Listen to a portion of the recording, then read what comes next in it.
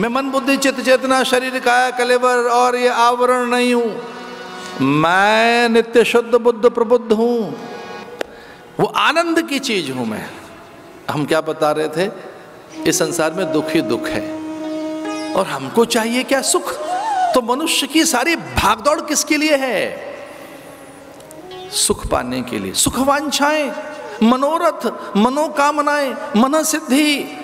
हमारे यहाँ उत्तर भारत में, हमारे यहाँ तो पंजाब में चिलिया कर रहे हैं लोग, 40 चक्कर लगा रहे हैं, उसे चिलिया कहते हैं। किस लिए, सुखी हो जाए, मन की कामना पूरी हो जाए। चिलिया कर रहे हैं, दिया जला रहे हैं, देवताओं के पास जा रहे हैं, नाना प्रकार के व्रत कर रहे हैं। अरे भूखे मर रहे हैं, प्यास से मर रहे हैं, क्या चाहिए। बोले महाराज इस व्रत के करने से मनोकामना पूरी होती है, इस व्रत के करने से मनोरथ सिद्ध होते हैं। अच्छा मनोरथ सिद्ध होते हैं, तो सारी खटर पटर मन के लिए कर रहा है, हर चीज मन के लिए। क्योंकि सुखी होना है मन को, क्योंकि मन को सुख चाहिए और ये कभी हाथ नहीं लगेगा, ये अस्थाई है, ये विनाशी है, ये क्षणभंगुर है, ये मरण धर्मा है, ये मृत्यु के मुख में है। इनपरमानेंट चीज, इनकम्प्लीट, अधूरी चीज चाहिए आपको, इनपरमानेंट चीज चाहिए जो कभी परमानेंट नहीं है। अरे परमानेंट चीज की बात करो और उसका नाम आनंद है भाई। इनकम्प्लीट के पीछे भाग रहे हो, जो अधूरा है, जो चीज ही अधूरी है, आपको पूरा कैसे करेगी, आपको पूर्णता का वो कभी अनुभव नहीं कराएगी। जो चीज अधूरी है, जो मृत्यु के मुख में है, जो मिटने वाली चीज है, वो पूर्णता और सुख का अथवा आनंद का कैसे बोध कराएगी। तो आज पता लगाते हैं आनंद है कहां। तो सुख तो मिलेगा नहीं, सुख तो क्षणभंगुर है। अच्छा सुख मिल भी गया तो कोई समाचार कान में पड़ेगा, दुखी हो जाओगे। ये सुख भी ऐसा है, आया और गया। कभी कोई समाचार, कोई व्यक्ति, वस्तु, दृश्य, घटना, पदार्थ, उसमें दुखी हो जाते हैं। और कुछ तो इतना दुखी होने के अभ्यासी के सपने में भी दुखी हैं, क्योंकि मन अध्यस्त है पदार्थों के साथ। आत्यांतिक दुख की निवृत्ति और सुख प्राप्ति ही मनुष्य का ध्येय है। सुख वांछाओं की पूर्ति के लिए मनुष्य साधन कर रहा है, लेकिन अब सुख के पीछे मत भागो, आनंद की प्राप्ति के लिए। और आनंद कहाँ है, भगवान के नाम में, और सुख भी उसी में। भव सागर अब सूख गयो है, फिकर नहीं मोए तरनन की। तो भैया ऐसी क्या चीज हाथ लग गई, मीरा प्रसन्न है, अब कोई फिकर फाका नहीं है, अब क्या हाथ लग गया है। वस्तु अमोलक दिन मर सतगुरु, कर कृपा अपनायो। पायो जी मैंने राम रतन धन पायो, पायो जी मैंने राम रतन धन पायो। वो रत्न हाथ लग गया। वस्तु अमोलक दीने मारा सतगुरु।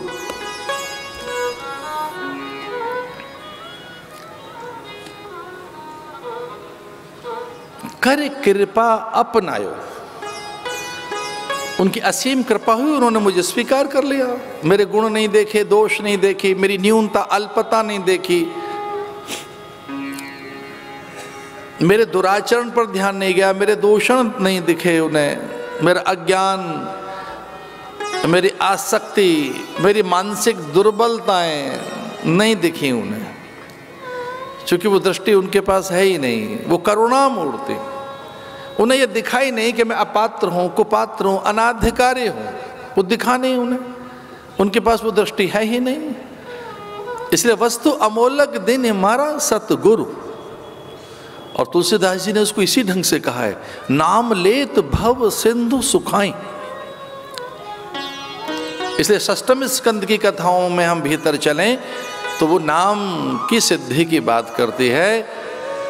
और राम एक तापस तिय तारी, नाम कोटि खल कुमति सुधारी।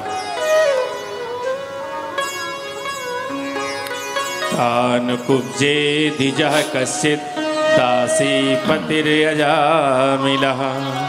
नाम्ना नष्ट सदाचारो दास्या संसर्ग दूषिता।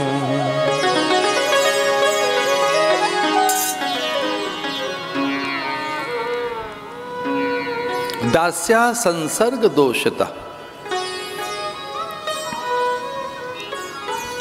संसर्ग संपर्क दोष के कारण, संग दोष के कारण साधन छूट गया।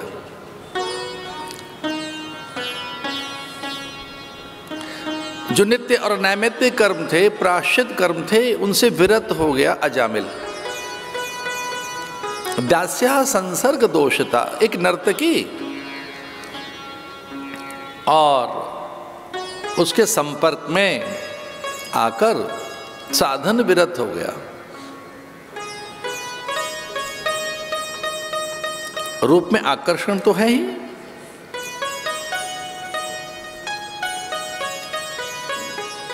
रूप के आकर्षण से नीति का निर्वासन होता है, सैद्धांतिक शिथिलता आती है,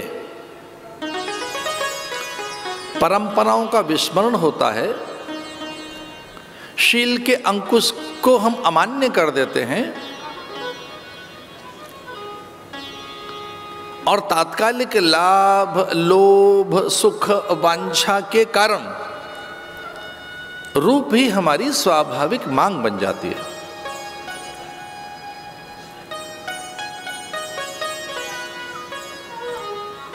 सुशीला साध्वी यत्र नारायणो परायण। पत्नी का नाम सुशीला, ऐसी साध्वी चरित्र की स्त्री, उसको त्याग दिया। उस नर्तकी ने कहा कि तेरा गौ प्रेम है, ग्रंथ आदि में अनुरक्ति है, देव आसक्ति है, नित्य यजन करने वाले, अरे विप्र, अगर मेरे साथ रहना है तो यज्ञ आदि से विरत होकर मेरी संगति में रहे। यज्ञ का अर्थ है, यज्ञ का अर्थ है शुभ कर्म, पुण्य कर्म, पाप और पारमार्थिक कर्म। सुशीला साध्वी यत्र नारायण परायण, अपनी पत्नी को त्याग दिया और रूप के आकर्षण में उलझ गया।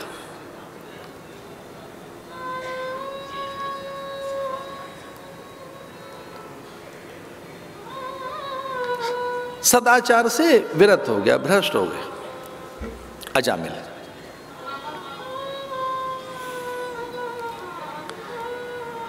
यद्यपि भगवान कभी ऐसा करते नहीं हैं और इस कारण लक्ष्मी थोड़ी चकित भी थी। रमा भगवान को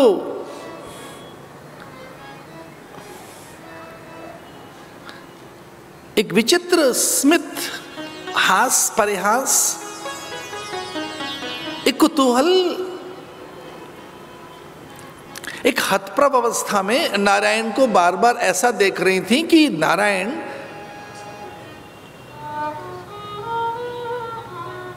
किसी का स्मरण कर रहे हैं और उनके चेहरे पर एक आनंद और उत्सुकता आती है, लेकिन ये उपेक्षा भी क्यों आ रही है? ये गुण नहीं है प्रभु का, किसी को उपेक्षा करना, तिरस्कार करना, अवमानना करना। अपने से विलग वो कभी किसी को नहीं करते, क्योंकि उपेक्षा तो हम तब करते हैं जब किसी के पाप दिखें, न्यूनता दिखे, अल्पता दिखे, दुर्गुण दिखें किसी के। जब कोई हमें दिखता है कि इसमें दुर्गुण है, बड़ा निंदनीय इसका आचरण है, व्यक्ति ठीक नहीं है ये, ऐसे में राम राम राम राम कहकर उसे त्याग देते हैं। अरे क्या चर्चा करनी उसकी, बंदा ठीक नहीं है, तो किसकी उपेक्षा कर रहे हैं हम? जो निंदनीय है। शील विरत हो गया है, धर्म विमुख हो गया है। तो भगवान में एक उपेक्षा देखते हुए लक्ष्मी को लगा कि ईश्वर किसी की उपेक्षा नहीं कर सकता, किसी का हास परिहास भी नहीं कर सकता, किसी का उपहास भी नहीं कर सकता। पर ये भाव दिख तो रहे हैं नारायण के मुखमंडल पर। तो बड़े कुतूहल में वो नारायण को प्रणाम करके पूछने ही लगी कि ऐसा कौन भाग्यशाली है जिसका आप स्मरण कर रहे हैं, किसकी याद में बैठे हैं। नारद तो हो नहीं सकता, वो तो प्राय यहाँ आते रहते। सनकादिक को आप ऐसे नहीं याद कर सकते, वो प्राय समाधि में रहते हैं। महादेव के लिए ये बात आपकी हो नहीं सकती, वो आपके इष्ट हैं। ब्रह्मा का तो बहुत आदर के साथ स्मरण करते हैं आप। ये कौन विचित्र प्राणी है जिसकी याद में आप नीचे झांककर बार बार देखते हैं और आनंद है, उल्लास है, पर किंचित उपेक्षा और उपहास भी है। ये क्या है ऐसा? और भैया कभी देखते हैं भगवान, ध्यान रखना, वो सर्विलांस बड़ा अद्भुत है उनका देखना। उनके रडार पर जब कभी आओगे तो ठीक ठाक दिखना। उसके लिए तो महात्माओं ने देखा, उनकी दृष्टि को पहचाना साधुओं ने, और लिखा है किसी ने, यहीं राजस्थान में ही लिखा है, मल्लुकदास ने। राम झरोका बैठ के सबको मुजरा ले, जैसी जाकी चाकरी वैसो वाकू दे। राम झरोका बैठ के